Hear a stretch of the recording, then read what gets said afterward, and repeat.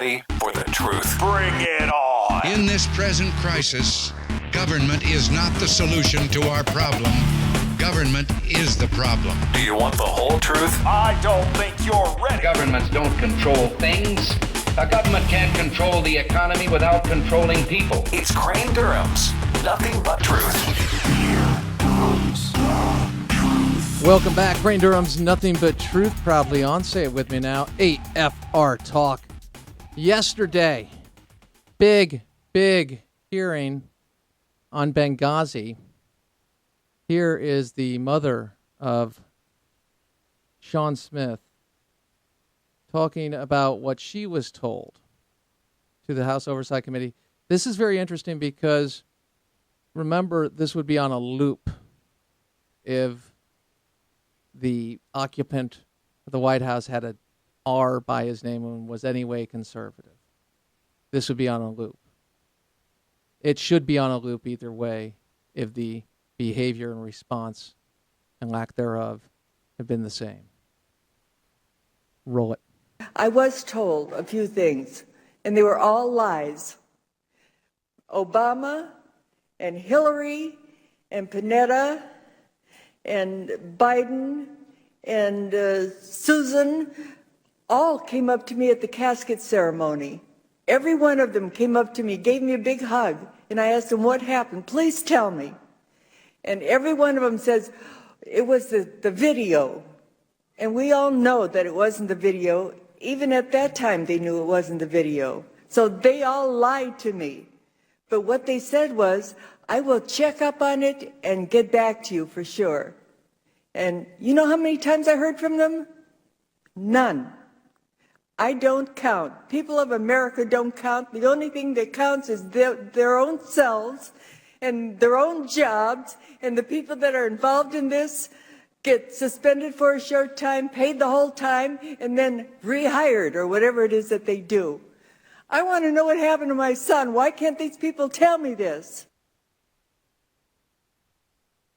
If that doesn't give you chills, I don't know what will.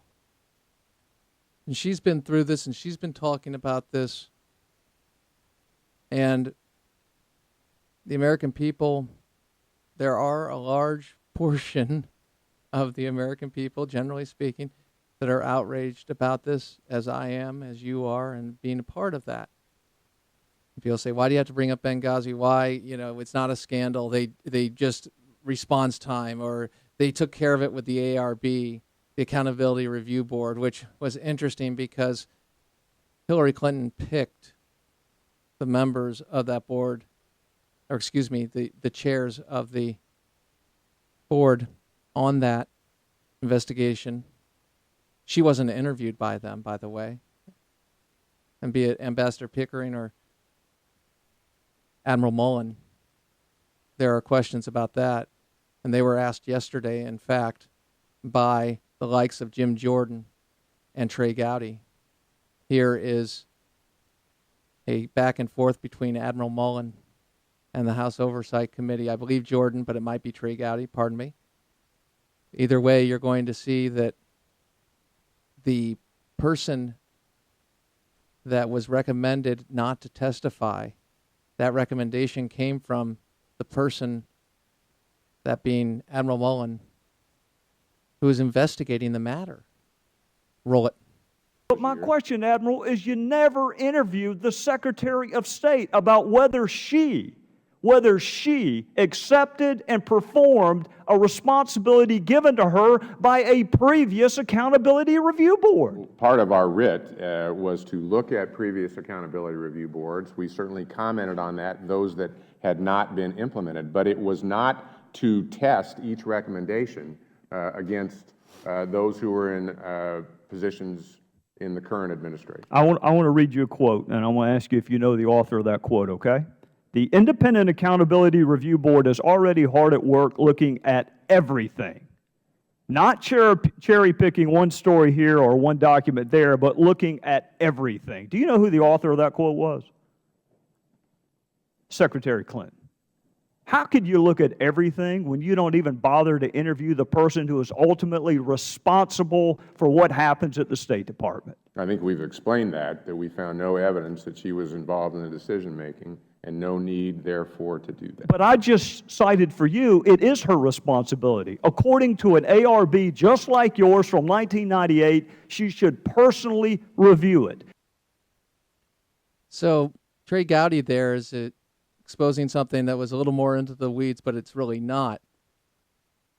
Part of the job of Hillary Clinton was to review and follow the security procedures that were laid out, and she was not asked about those. He's not aware of her doing those. Why didn't you interview Hillary Clinton? Because here's been the stonewall, arguably. Oh, Hillary, the Secretary of State never saw those requests, never did those requests. Well, she's supposed to, because there was an accountability review board back in 1998, and she's supposed to. Why didn't she? Why didn't she do her job? It's a very good question. There was also a question about Cheryl Mills, the chief of staff and senior counselor to Secretary Clinton, and she was involved with the ARB panel from the very beginning. She called the leaders at Clinton's behest. So Clinton tells his chief deputy, in essence, to call the people running the investigation and ask them to serve. So she got them involved. And she was briefed regularly on the investigation as it unfolded. So she's called to bring them in. They have them in. She gets the reports on the investigation. Remember, they're investigating her department and what happened under the Secretary of State. Wow, you get to choose your own investigators. Not only that, you get updates. You get briefed on it as it unfolds. And she received a draft copy of the report before it was finalized. They're investigating her. Okay. Well, here's another back and forth. Check it out. Roll it. Let me answer this, would you please? Well, let me ask you this, because this is important. The ARB was formed on October 3rd, correct? Correct. All right. Charlene Lamb came in front of this committee October 10th. Correct. 7 days later. Right. So why was she one of the first people you interviewed? She was Why not? She was one of the first people interviewed because she was the one in control of diplomatic security decisions. How did you know she was on the list? Who told you she was testifying in front of Congress? It was public knowledge that she was. That's usually not made public till a few days before. Well, by the time I knew it. So what day did you interview? What day did you interview Charlene Lamb? Do you know? Between the 3rd and the 10th. Okay, and then when did you talk to Cheryl Mills? Right after that? No, not right after that. I'd say within 24 hours. And specifically to give her a heads up that I didn't think that Charlene Lamb would be a witness at that point in time that would represent the department well. Okay, now why would you be advising the people that you've interviewed when there is a fact-finding request from Charlene Lamb to appear, and you're calling Cheryl Mills to say she wouldn't make a good witness? Pickering said, I wouldn't have done that. I have the clip, but I can't play it because we've got so many clips, don't know what to do. The point is, it's all there. Do you see what, this is why even this situation is corrupt, and people say, ARB, yeah, you pick your own investigators, you bring them in, you get briefs, they advise you, one of them advises you, one of the chairs says, hey, don't put her in Congress because she will not represent the department well. Well, what do you mean? Jordan took this one apart because he goes, I don't understand what you mean when you say not well. And Gowdy went at it too. He saying, you're there just to tell what happened. What do you mean not well? Not carry the storyline? What? And that was the question. So that's a part of it. Here's the big part for me. The president said he called it an act of terror when he did not. They knew it was an act of terror immediately. They concocted the story of the video. They took out references to terror and terrorist groups. They went forward 4 days, 5 days afterwards and put the UN ambassador in front of us, Susan Rice, to tell something to the American people that was not true, and they knowingly misled the American people, just like they knowingly misled Sean Smith's mom. But they did put that guy in jail who made the film. I mean, there's multiple ways. 60 Minutes had President Obama directed a question to him, said, hey, was this a terrorist attack? And he goes, I'm not going to call it that. In the debate, and this is why it's an issue, he said he did call it a terrorist attack. And he referred to something generally in the beginning of his remarks 4 paragraphs earlier, referencing that. And then talked about the attack 4 paragraphs later. So it wasn't, and that's what Candy Crawley got involved with. I know it's kind of in the weeds, but this is a part of it. People say, why do you say it's a lie? Because when you knowingly mislead the American people and you stand by it and you then put somebody before the American people to lie and you take out references and you've made it your campaign line, Al-Qaeda's on the run and Osama bin Laden's dead and Al-Qaeda's on the run. They had 10 training camps. James S. Robbins of rare.us. You can check out that website. Talked about that. So there are all sorts of problems here. Meanwhile, no justice for the fallen. And when they're asked about that, why can't you find these people? The Associated Press, CNN, finds the guy that you indicted as a part of this attack. You don't do that. Now, some people even say, oh, they wanted those people to die, Crane. That's it. No, they did not. Nobody wants that. No, I'm not sitting there like Dr. Evil sitting there. That would be ridiculous. I'm suggesting that they're not honest. They had security measures and warnings in place, and they did not respond to the request of the people that were on the ground.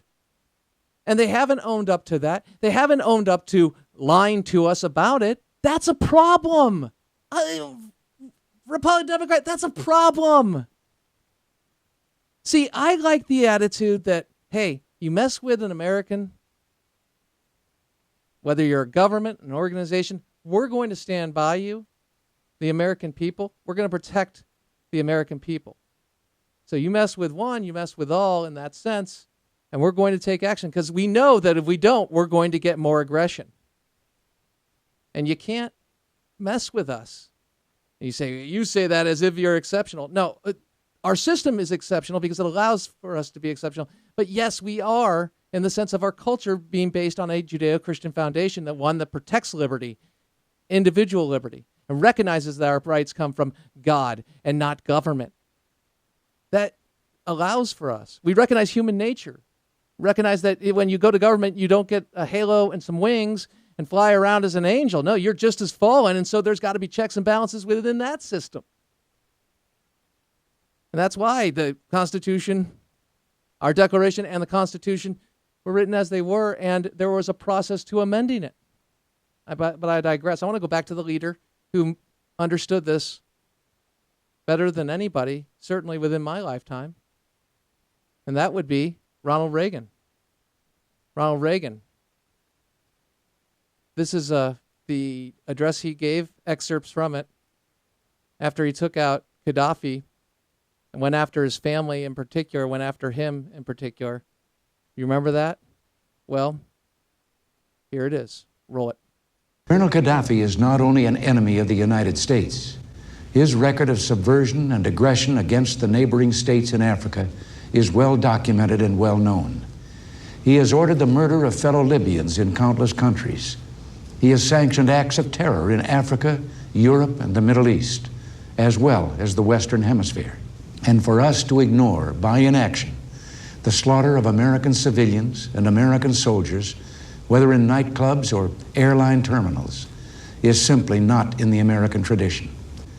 When our citizens are abused or attacked anywhere in the world on the direct orders of a hostile regime, we will respond so long as I'm in this Oval Office. Self-defense is not only our right, it is our duty.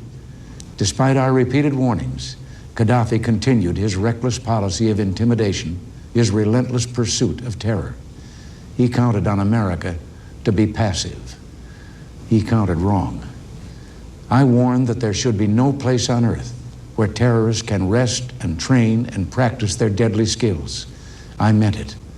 I said that we would act with others if possible and alone if necessary to ensure that terrorists have no sanctuary anywhere. Tonight, we have. Say what you will, because people always talk about Lebanon, which certainly 1983 and 260 plus Marines, the Marine barracks in Lebanon, blown up by Hezbollah. I think to myself, okay, well, yeah, that was awful. But what did he do from then on? And what was his policy? And he certainly just outlined parts of it. People always talk about Reagan, what makes Reagan great. He believed in what he did. He backed it up. And he didn't he didn't mollify the message of freedom and standing up for people to desire to be free, or what our enemies were, be they Islamofascists or communist regimes. But we are in the zone where we just want to be liked. I mean, it's weird. It's like a high school dance and, hey, I want to be elected prom king and let's be nice to everybody and everything. It's not. You're dealing with good and evil. Yeah, people talk about our relationship with Israel a lot. This really gets me. Let me say this. Israel is what's right with that region and the world. Israel is what's right. Our mistake has been to entertain the people willing to destroy it and try to segregate them out and call it some form of conflict. That's been our problem. We need to be consistent. We need to be assured that when our allies need to be assured that when we say something, we're going to do it. Say, Corinne, you want to fight the whole world? No, I do not. Absolutely not. But we're going to fight. Philosophically, sometimes militarily, kinetically, ideologically, certainly, but the ways to do it, many places between invade and do nothing, and we can do it. But it begins with somebody understanding America. And I suggest to you, with respect, that President Obama does not understand. My president does not understand our history. He speaks of having a special obligation to nuclear weapons because we were the ones that used them. Why not tell us why, and why not tell us how that saved lives? Why not talk about being sidetracked in Iraq, and rather than put it in that context, even if you disagree with the war, talk about the liberation of the Iraqi people and our brave men and women who did that, who always do it. And I know you have in a way, but what you do is you undermine that by saying we were misguided. Yet you make the same arguments that President Bush did, and you do half the work, not even a half of the work of going and getting approval and, in essence, going to the American people, going to the world and explaining it. No, you don't even do that when it comes to Assad. I mean, he's a lightweight. His policies reflect one that is not substantial, is not grounded. You don't know what he stands for. You have some insight when he supports the Muslim Brotherhood, which is deeply troubling. He speaks to 67 borders. I mean, there's a huge problem here. You have a president, our president, that says he believes in America, but he doesn't believe in the American people. He doesn't trust them with their freedom. He doesn't believe in our record on human rights, although we are flawed, yes. But I will tell you, in the last century, arguably, who's done more for human rights than this country, and specifically the American soldier? That's what gets me. I think we're losing that. I think we're losing the fact of understanding how great we are, not because of the fact that we're great as, oh, little special people going around. No, as a country, as a system, as a people, yes, that believes and supports that system. Steve Shippert, I got to get this article again, because at worldthreats.com, he did a fantastic job outlining just this a number of years ago. Worldthreats.com, Steve Shippert. Encourage you to check that out. But it's not just a piece of land. We're talking about an idea, a concept that has been defended. And the left sits there and says, okay, what we're going to do is, you're not perfect. We're going to basically say, here's perfect, and this is what we want to do. And here's what you've done, so you're bad. Tell me what the left and the leftist policies have done. They've led to death, genocide, because they don't understand human nature. That's the problem. And so they really want to elevate government to God. They want a ruling class. Now, do I think they're sinister and sitting there like Dr. Evil? No. But I do know that there is a consequence to a policy, and that consequence is death. And we can talk about abortion. The idea that somehow you're some kind of whack job because you believe that life is not cosmic goo and you want to protect that life. These people always talk about the victims. What about the victims in the womb? What about the victims who are having this done? They never speak of that. They want your tax dollars to do it, and they dishonestly put up the funding. I mean, I'm going to life, and I know but I can go culturally. I can go economically. I can go with national security. And believe you me, there are some who would say limited amount of force, full amount of force. There are many ways there, but they do understand this. We are a force for good. We have a great record on human rights compared to the rest of the world. And yes, we are, as the president is the leader of the free world. This is a big deal. Because if he abdicates that role, what fills it? Awful, evil regimes. Vladimir Putin, he's a killer. He's a thug.